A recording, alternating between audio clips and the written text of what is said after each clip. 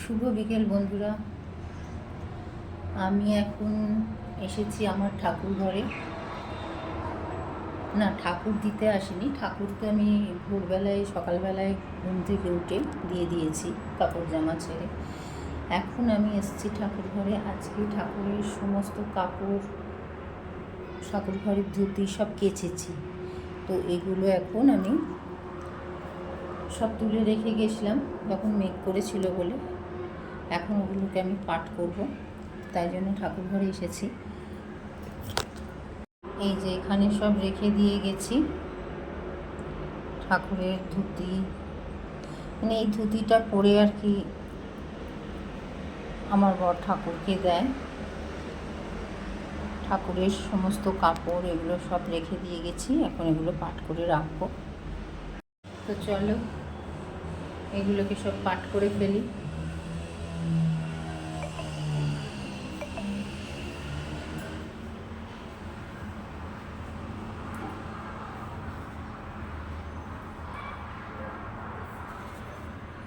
আর আজকে সকাল থেকে আমার ভিডিও করা হয়নি, কাজে ব্যস্ত ছিলাম, প্রচুর কাজ ছিল।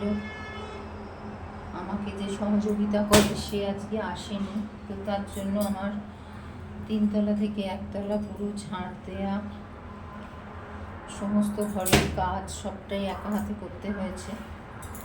তো তাই জন্যে অনেকটাই দেরি হয়ে গেছে।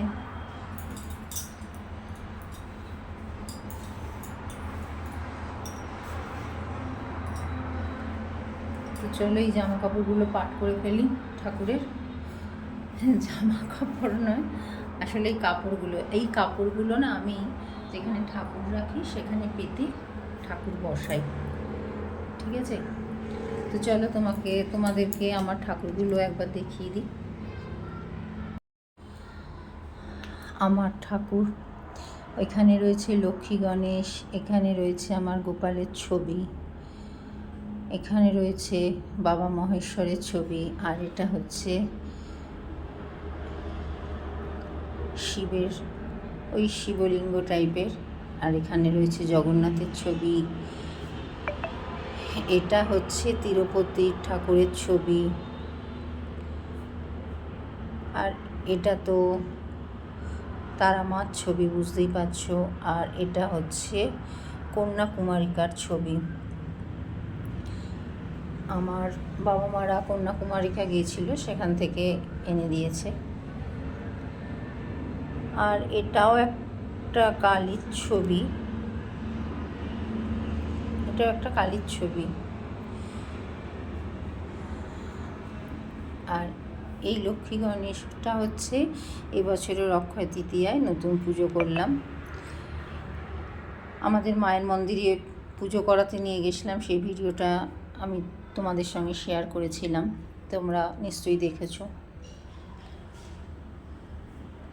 এটা হলো আমার আগের বারের লক্ষ্মী গণেশ, এখনও জলে দেওয়া হয়নি, জলে দিতে হবে। আর এখানে রয়েছে নারায়ণের ছবি। আমার ঠাকুর ঘরের ঠাকুর তোমাদের সঙ্গে শেয়ার করলাম, তো তোমাদের কেমন লাগলো অবশ্যই জানিও কমেন্ট করে। তো চলো ঠাকুরের কাপড়গুলোকে পাঠ করে ফেলি, আবার পরে আসছি।